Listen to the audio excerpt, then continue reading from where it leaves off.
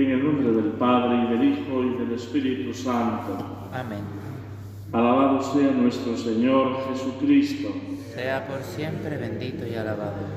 Queridos hermanos, celebramos en este día la fiesta del bautismo de nuestro Señor Jesucristo, por la cual completamos esta antigua octava de la Epifanía y cerramos precisamente este mismo tiempo dentro del ciclo de Navidad, comenzando ya nuestro itinerario post-Epifanía o después de la Epifanía. Y como sabemos, durante al menos tres siglos en la antigüedad se celebró conjuntamente en la fiesta de la Epifanía el misterio de la adoración de los magos de Oriente al Niño Jesús, el bautismo del Señor y las bodas de Caná. De tal manera que la antífona del Magnificat de las vísperas que acabamos de cantar nos recuerda este triple acontecimiento que después se desplegaría en distintos días. Celebramos el día 6 la adoración de los Reyes, hoy el bautismo del Señor, y el próximo domingo, Dios mediante, el Santo Evangelio nos traerá este signo de las bodas de Caná, donde nuestro Señor Jesucristo manifestará su gloria y la fe de sus discípulos crecerá en él. De tal manera que es una triple epifanía o una triple manifestación, una triple aparición del Señor, quedando de manifiesto, nunca mejor dicho, que el Hijo de Dios es el ungido, el enviado, aquel que anunciado desde antiguo vino a cumplir las promesas de Dios. Por eso tiene este protagonismo especial la figura de San Juan Bautista, que siendo el predicador del Adviento nos preparaba para la venida del Mesías, como preparó al pueblo de Israel siendo el precursor, disponiendo aquel resto de Israel que debía aguardar la venida del Señor con una actitud de conversión, de vuelta a Dios, de penitencia, de disposición interior. Así la Iglesia, año tras año, en el tiempo del Adviento, nos quiere llevar a los márgenes del Jordán, a la corriente de conversión que en el desierto se producía realmente como un anhelo del cumplimiento de las promesas de Dios y que el mismo Bautista iba a señalar ya cercano y en medio de nosotros. Hoy escuchamos cómo San Juan Bautista señala a nuestro Señor como el Cordero de Dios que quita el pecado del mundo. Y entonces conviene tener claro que aunque aquellas aguas del Jordán, con el bautismo que Juan realizaba, eran unas aguas para un bautismo penitencial de conversión, nuestro Señor Jesucristo no tenía ninguna necesidad de conversión ni de purificación, porque era el Hijo de Dios y por tanto era Dios. No había en él absolutamente ni un ápice de impureza ni de pecado. Y sin embargo Jesús se pone en la fila de los pecadores para que con su presencia aquellas aguas se santifiquen. No que venga Él a ser santificado por las aguas del Jordán, sino para santificar las aguas, en definitiva para santificar el bautismo cristiano, que es para nosotros la entrada en la familia de los hijos de Dios, la entrada en la Iglesia, la entrada por la puerta de la fe, a una vida nueva, la vida sobrenatural, la vida de la gracia, en definitiva, la vida eterna. En el santo bautismo se derrama sobre nosotros la semilla de la eternidad. Y así, en esta fiesta del bautismo del Señor, conviene también reflexionar sobre nuestro santo bautismo. La Iglesia tiene a bien recordarnos con frecuencia esta necesidad de recordar el santo bautismo, de volver a las aguas bautismales. Sabemos que el bautismo es un sacramento que se realiza una sola vez. Es un sacramento que imprime carácter, que deja una marca indeleble en nuestra alma.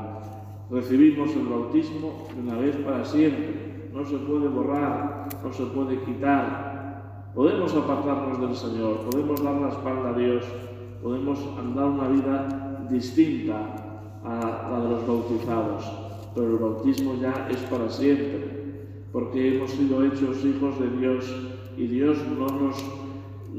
no deshace lo que Él mismo ha realizado. Somos nosotros los que tantas veces con nuestros pecados intentamos ensuciar, intentamos desaprovechar verdaderamente ese don que se nos da en el santo bautismo. Y así el santo bautismo pues es recordado, como decía, una y otra vez en nuestra vida. Pensemos que cada vez que entramos en la iglesia tomamos agua bendita. Y es que entramos a la iglesia precisamente con el agua bendita, que es el agua bautismal.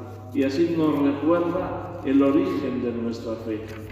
¿Por dónde entramos a formar parte de esta iglesia espiritual, del templo vivo que es la familia de los hijos de Dios?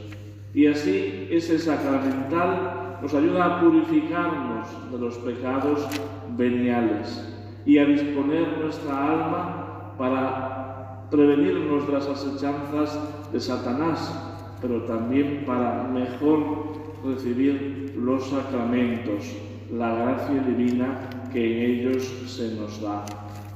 Esta práctica de tomar agua bendita la podemos hacer muchas otras veces, además de al entrar en la iglesia. Como sabemos, es ciertamente un poderoso sacramental que ratifica nuestra pertenencia a Jesucristo y por tanto que hemos de apartarnos radicalmente de las obras de Satanás, de sus pompas y vanidades, de todo aquello que es lo contrario a nuestra pertenencia al Señor, al haber sido consagrados a Él por el santo bautismo, a dejar de ser una simple criatura de Dios, a ser verdaderamente hijos de Dios por el Hijo, por nuestro Señor Jesucristo, que gracias a Él nos hace hijos de adopción. El santo bautismo hace que comencemos una nueva andadura vital. Es verdaderamente un nuevo nacimiento, una nueva realidad. La misma materia del sacramento, el agua, sabemos que tiene como ese doble sentido de muerte y de vida. En la historia de la salvación hay momentos en el que el agua representa la muerte, la destrucción. Pensemos en el diluvio universal, por ejemplo. O pensemos cuando los egipcios que perseguían al pueblo de Israel en el Mar Rojo quedaron sepultados por las aguas, carros y caballeros. Verdaderamente el agua como signo de destrucción, y lo experimentamos en la propia vida.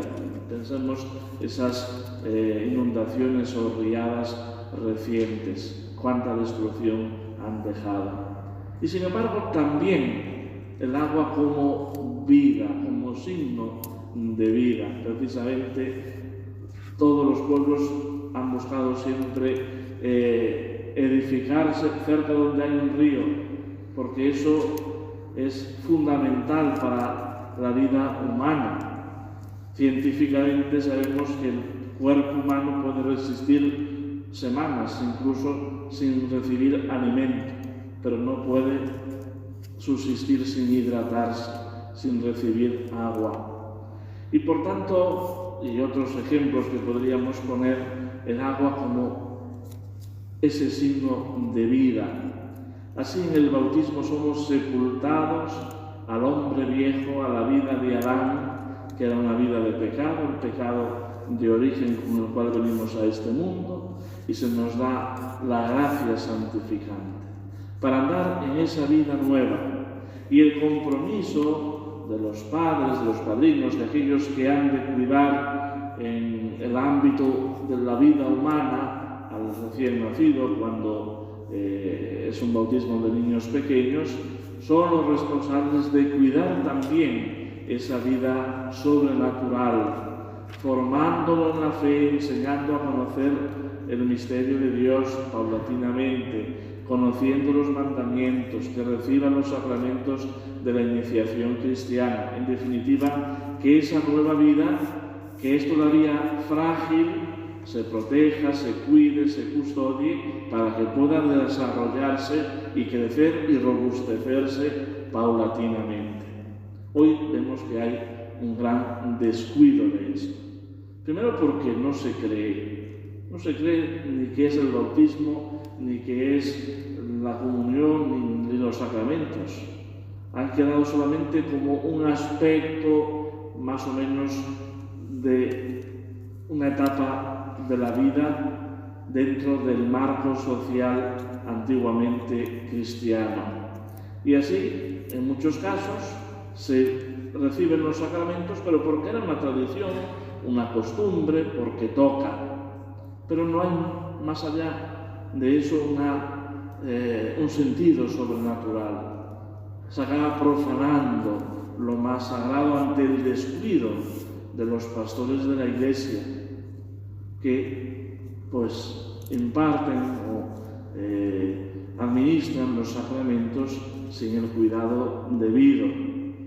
Recordemos aquellas palabras que se enuncian antes de la recepción de la Santísima Eucaristía en el rito hispano-mozárabe. Santa Santis, lo santo para los santos. Y así, verdaderamente no producen la eficacia que debieran de producir, porque el alma no está en disposición de recibir la gracia divina. Y por tanto, pues, además de ser un sacramento que se recibe sacrílegamente, pues no te ayuda, sino que te perjudica. Como dirá el apóstol San Pablo con respecto a la recepción de la Santísima Eucaristía, sin discernimiento se convierte en algo que te lleva a la condenación eterna, en vez de prenda de salvación eterna. Y esto sucede con el santo bautismo. Pero también hemos de tener cuidado, porque hoy en día hay una tendencia a que cuando no hay los elementos necesarios para que aquel que va a ser bautizado pueda ser educado en la fe, por falta de unos padres que tengan una vida cristiana coherente o que ni siquiera son creyentes ni practicantes, se difiera el administrar el santo bautismo. Bueno, pues el santo bautismo es necesario para la salvación. No podemos ser salvos sin el santo bautismo. Y esto es algo objetivo, no es una opinión teológica ni algo opinable, algo que se pueda creer o no.